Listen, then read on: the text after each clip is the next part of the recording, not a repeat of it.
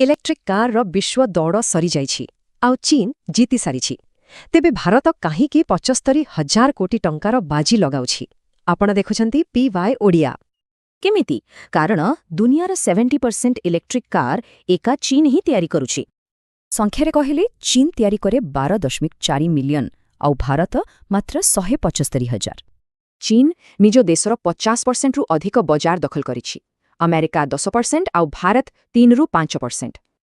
आउ दाम चीन रा ईवी दाम अमेरिका तुलनारी अधारु भी कम एटा बहुत बड़ कथा।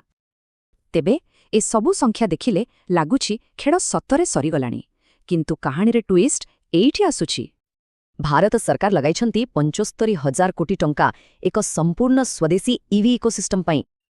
एटा खाली गोटे पॉलिसी नुहे एहा एक नुआ अर्थनीति तैयारी करिवार मास्टर प्लान।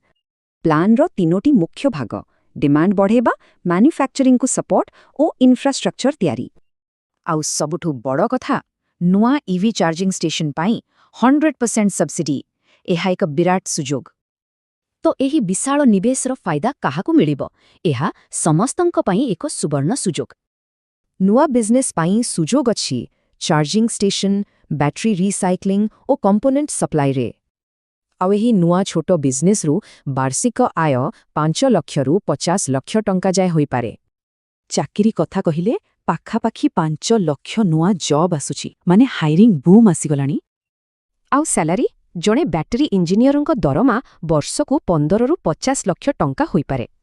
स्टूडेंट मानंको पाई आईआईटी भली टॉप इंस्टीट्यूट उरिको एबे स्पेशल प्रोग्राम ऑफर करूछंती। तो मूल कथा हैला चीन बहुत आगरे अछि सत किंतु भारत एबे एही दौड़रे सामिल होई सारिछे। लक्ष्य काली चीन को टपिबा नहे बरं भविष्यत पाई एक शक्तिशाली आत्मनिर्भरशील शिल्प गढ़िवा।